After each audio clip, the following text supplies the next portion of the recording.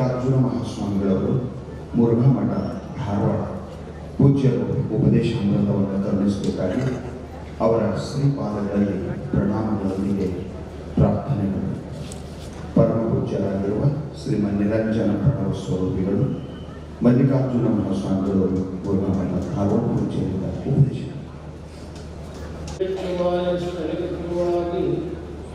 ದಾರಿದೂರಿ ಸಮಸ್ತ ಭಕ್ತರ ಕಾಯವರು ಪಾವನವ ಮಾಡಿದ ರಾಯಪೂರ್ವಾಚಾರ್ಯ ಸಂಗನ ಬಸವಶರಣ ಸದಾವಕಾಲ ಸ್ಮರಣೀಯರಾದ ಬಸವಾದಿ ಶರಣಶರಣೀಯರನ್ನು, ಪ್ರಾತಸ್ಮರಣೀಯರಾದ ಸಿದ್ಧಾರೂಢರನ್ನು, ಗುರುನಾಥ ಅವರನ್ನು ಸ್ಮರಿಸಿ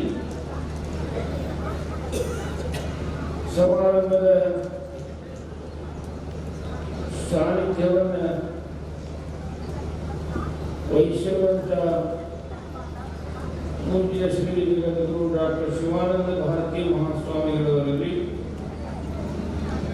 ಶ್ರೀಮನ್ ನಿರಂಜನ ಜಗದ್ಗುರು ಡಾಕ್ಟರ್ ತೋಂಟದ ಸಿದ್ದರಾಮ ಮಹಾಸ್ವಾಮಿಗಳು ತೋಂಟದಾರ ಸಂಸ್ಥಾನ ಮಠ ಗದಗ ಗ್ರಾಮೀಣ ಮಠ ಅವರಲ್ಲಿ ಹಾಗೂ ವೇದಿಕೆ ಮೇಲೆ ಆಶ್ರಯರಾಗಿರುವಂಥ ಎಲ್ಲ ಪರಮ ಪೂಜ್ಯರಲ್ಲಿ ಅನಂತ ಭಕ್ತಿಪೂರ್ವಕವಾದ ಪ್ರಣಾಮಗಳನ್ನು ಸಲ್ಲಿಸಿ, ಇಲ್ಲಿ ನೆರೆದಿರುವಂಥ ಸಮಸ್ತ ಮಹಾಜನಗಳೇ, ನೆರೆಹೊರೆಯವರೇ ಹಾಗೂ ಮಾತೆಯರೇ ಎಲ್ಲರಿಗೂ ಶರಣಾರ್ಥಿ.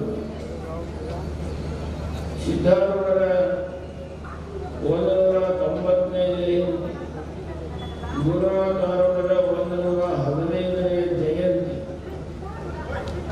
ಕಥಾಮೃತದ ಶತಮಾನೋತ್ಸವ, ಒಂದಲ್ಲ ಎರಡಲ್ಲ ಮೂರಲ್ಲ 10 ಕಾರ್ಯಕ್ರಮಗಳನ್ನು ಸೇರಿಸಿ ಒಂದು ಬೃಹತ್ ಸಮಾರಂಭವನ್ನು ಇವತ್ತು ಹುಬ್ಬಳ್ಳಿ ಸಿದ್ಧಾರೂಢ ಮಠದಲ್ಲಿ ನಡೀತಾ ಇರೋದು ಬಹಳಷ್ಟು ಸಂತೋಷ, ಅಭಿಮಾನ. ಜಯಂತಿ ಅನ್ನೋದೊಂದು ನೆನಪ, ಸಿದ್ಧಾರೂಢ ಜಯಂತಿ ಅನ್ನೋದೊಂದು ನೆನಪ, ಗುರುನಾಥ ಅವರ ಜಯಂತಿ ಅನ್ನೋದೊಂದು ನೆನಪ. ಆ ನೆಪದಿಂದ ಇವತ್ತು ಒಳ್ಳೊಳ್ಳೆ ವಿಷಯಗಳನ್ನು, ಭಗವದ್ಗೀತೆಯ ಒಳ್ಳೊಳ್ಳೆ ವಿಷಯಗಳನ್ನು ಇವತ್ತ ಹೇಳುವಂತಹದ್ದು ಹಾಗೂ ಕೇಳುವಂತಹದ್ದು. ಕುಮಾರವ್ಯಾಸನ ಮಹಾಭಾರತದಲ್ಲಿ ಅನಂತ ಪರ್ವಗಳು ಬರ್ತವೆ. ಅನಂತ ಪರ್ವಗಳಲ್ಲಿ ಒಂದು ವಿರಾಟ್ ಪರ್ವ. ವಿರಾಟ್ ಪರ್ವದಲ್ಲಿ ಕುಮಾರವ್ಯಾಸ ಹೇಳ್ತಾರೆ, ಮದುವೆ ಎಂಬುದು ನೆಪ, ಬಂಧುಗಳು ಬಂದು ಹೋಗುವುದೇ ಮುಖ್ಯ.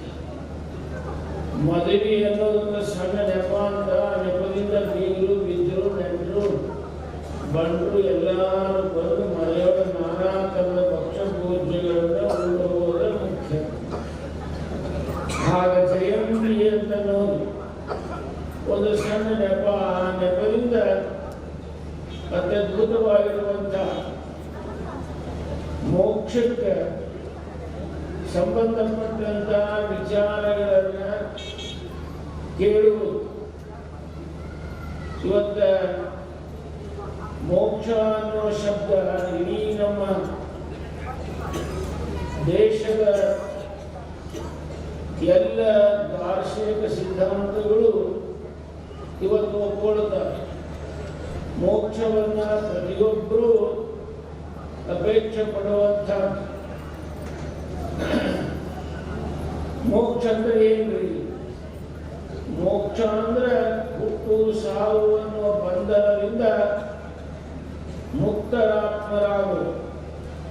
ಅಕ್ಕಮಾದೇವಿ ಹೇಳ್ತಾಳ ಒಂದು ವಚನದಲ್ಲಿ, ಒಂದಲ್ಲ ಎರಡಲ್ಲ ಮೂರಲ್ಲ ನಾಲ್ಕಲ್ಲ 84 ಲಕ್ಷ ಯೋನಿಗಳಲ್ಲಿ ಬಂದೇ ಬಾರದ ಭವಂಗಳ ಮುಂದೆ ಹಿಂದಿನ ಜನ್ಮಗಳೇನಾದರಾಗಲಿ ಮುಂದೆ ನೀ ಕರುಣಿಸೋ ಚನ್ನ ಮಲ್ಲಿಕಾರ್ಜುನ.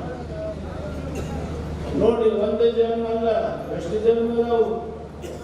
84 ಲಕ್ಷ ಜನ್ಮಗಳದಾವ. ಅಂತ ಜನ್ಮಗಳಲ್ಲಿ ಜೀವರಾಶಿಗಳಲ್ಲಿ ನಾವು ಹುಡುಕ್ತಾ ಬಂದಿದ್ದೇನೆ, ಸಾಯ್ತಾ ಬಂದಿದ್ದೇನೆ. ಆದ್ರೆ ಯಾವುದರಲ್ಲಿ ಹುಟ್ಟುಬಾರದು, ಯಾವುದರಲ್ಲಿ ಹುಟ್ಟಬೇಕಾಗಿತ್ತು ಹಂಗೂ ಹುಟ್ಟಿನಿ, ಹಂಗೂ ಸತ್ತಿದ್ದೀನಿ. ಭಗವಂತ ಮಲ್ಲಿಕಾರ್ಜುನ ಇನ್ನು ಮುಂದೆ ಏನು ಕರುಣಿಸಬೇಕು ಅಂದ್ರೆ ನನ್ನನ್ನ ಈ ಭವಬಂಧನದಿಂದ, ಹುಟ್ಟು ಸಾವಿನ ಬಂಧನದಿಂದ ಬಿಡುಗಡೆ ಮಾಡು. ಬಿಡುಗಡೆ ಹೆಂಗಾಗುತ್ತೆ? ಆದರ್ಶ ಪಥದಲ್ಲಿ ಹೋದಾಗ ಬಿಡುಗಡೆ. ಆದರ್ಶ ಮಹಾತ್ಮರ ನುಡಿಯನ್ನು ನಡೆಯೊಳಗೆ ತಂದಾಗ ಮೋಕ್ಷ ಆಗ್ತದೆ. ಏನು ಹೇಳಿದಂಗೆ ಜನತಿ ಶ್ರೇಷ್ಠ ಅಂತಂದಂಗೆ ಶ್ರೇಷ್ಠರು ಯಾರು, ಅವರ ಆದರ್ಶವನ್ನ, ಮಹಾತ್ಮರು ಯಾರು, ಅವರ ಆದರ್ಶವನ್ನು ಬದುಕಿನೊಳಗೆ ಅಳವಡಿಸ್ತಾರೆ. ಅದಕ್ಕಾಗಿಯೇ ಬಸವಣ್ಣನವರಂದರು ಭಕ್ತಿ ಶುಭಾಶಯ ನುಡಿವೆ, ನುಡಿದಂತೆ ನಡೆದು ನಡೆಯೊಳಗೆ ನುಡಿಯ ಪೂರೈಸಿ. ಇದರೊಳಗೊಂದಿಷ್ಟು ಏನಾದರೂ ದೇವ ಕೊರತೆ ಆಯಿತು ಅಂತಂದ್ರೆ ಅತಿ ಎದ್ದು ಹೂಗ ಕೂಡಲ ಸಂಗಮ ದೇವ ಅಂತ ಸ್ವರ್ಣನವರು. ಅದಕ್ಕೆ ಪ್ರತಿಯೊಬ್ಬರು ನುಡಿಯಬೇಕು, ನಡೆಯಬೇಕು, ನಡೆಯಬೇಕು, ನುಡಿಯಬೇಕು ಅಂಥ ಆದರ್ಶವನ್ನು ಬಸವಣ್ಣನವರು ಸಾಮಾನ್ಯರಿಗೂ ತೋರಿಸಿದರು. ಅಷ್ಟೇ ಅಲ್ಲ, ಬದುಕಿದರು. ಬಸವಣ್ಣನವರು ಅಶ್ವನಾರೂಢರಾಗಿ ಮಹಾಮನೆಯಿಂದ ರಾಜಬೀದಿಗೆ ಹಿಡಿದು ಬರ್ತಾ ಇದ್ದರು. ಅವರ ಎದುರಿಗೆ ಶರಣ ಹರಳೆಯವರು ಬರ್ತಾ ಇದ್ದರು. ಸಮಾಗಮ ಭಕ್ತಿ ಭಂಡಾರಿ ಬಸವಣ್ಣನವರನ್ನು ನೋಡಿದ ತಕ್ಷಣದೊಡನೆ ಹರಳೆಯವರು ಶರಣು ಭಕ್ತಿ ಭಂಡಾರಿ ಬಸವಣ್ಣನವರಿಗೆ ಉದ್ಗಾರವನ್ನು ಮಾಡಿದರೆ ಅವಾಗ ಬಸವಣ್ಣನವರಿಗೆ ಶಬ್ದ ಕಿವಿ ಬೀಳುತ್ತಾ ಇದ್ದಾಗ ಕುದುರೆ ಮೇಲಿನ ತಳ ಜಿಗಿದು ಬಾಗಿದ ತಲೆ ಮುಗಿದ ಕೈಯಿಂದ ಶರಣು ಶರಣಾರ್ಥಿ ಹರಳೆನವರಿಗೆ ಅಂತ ನಾವು ಮಾತನ್ನ ಹೇಳಿ. ಬಸವಣ್ಣನವರು ಒಂದು ಶರಣು ಅಂದ್ರೆ, ಹರಳೆನವರು ಒಂದು ಶರಣು ಅಂದ್ರೆ ಬಸವಣ್ಣನವರು ಎರಡು ಶರಣು. ನೋಡಿ, ದೊಡ್ಡವರು ಹೆಂಗಿರ್ತಾರ ಅನ್ನೋದಕ್ಕಿದ ಆದರ್ಶ, ಮಹಾತ್ಮರ ಹೆಂಗಿರ್ತಾರ ಅನ್ನೋದಕ್ಕಿದ ಆದರ್ಶ, ಮಹಾತ್ಮರ ನಡೆ ಹೆಂಗಿರ್ತೈತಿ ಅನ್ನೋದಕ್ಕಿದ ಆದರ್ಶ. ಒಬ್ಬ ಸಾಮಾನ್ಯ ಭಕ್ತ ಶರಣು ಅಂದ್ರೆ ಚಾಲುಕ್ಯ ರಾಜ್ಯದ ಪ್ರಧಾನಮಂತ್ರಿಯಾಗಿರುವಂತಹ ಬಸವಣ್ಣನವರು. ಅಷ್ಟೇ ಅಲ್ಲ, ಭಕ್ತಿ ಭಂಡಾರಿ ಜಗಜ್ಯೋತಿ ಬಸವಣ್ಣನವರು. ಒಂದು ಶರಣಕ್ಕೆ ಎರಡು ಶರಣಗಳು ಅಂತ ಹೇಳಿ. ಇದೇ ಮಹಾತ್ಮರ ನಡೆ, ಇದೇ ಮಹಾತ್ಮರ ಶ್ರೇಷ್ಠ ಗುಣ. ಆನೆ ಹೋದ ದಾರಿಯಲ್ಲಿ ಆಡುಗಳು ಹೋಗುತ್ತವೆ, ಆಡುಗಳು ಹೋದ ದಾರಿಯೊಳಗೆ ಆನೆ ಎಂದು ಹೋಗಲ್ಲ. ಹಂಗ ಆನೆ ಹೋಗುವಂತಹ ಮಹಾತ್ಮರು ಎಂದು ಯಾವತ್ತೂ ಹಾದಿ ತಪ್ಪಿಲ್ಲ.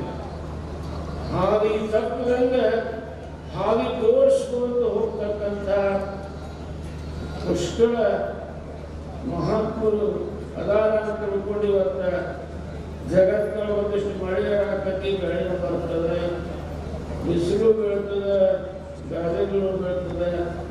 ಕಾರಣ ಅಂದ್ರೆ ಮಹಾತ್ಮರ ನಡೆ ನುಡಿ ಒಂದಾಗಿದ್ದು.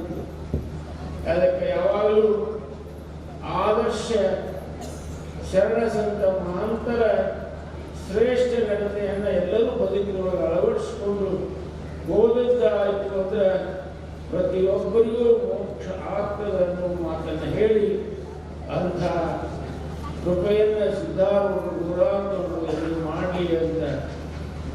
ಹಾರೈಸಿ ಇಂಥ ನೂತನ ವಿಶೇಷ ಸಮಾರಂಭಕ್ಕಾಗಲು ಎರಡು ಮಾತು ಹೇಳಕ್ಕೆ ಅವಕಾಶ ಕೊಟ್ಟು ಕಾರ್ಯಕರ್ತರಿಗೆ ಧನ್ಯವಾದಗಳು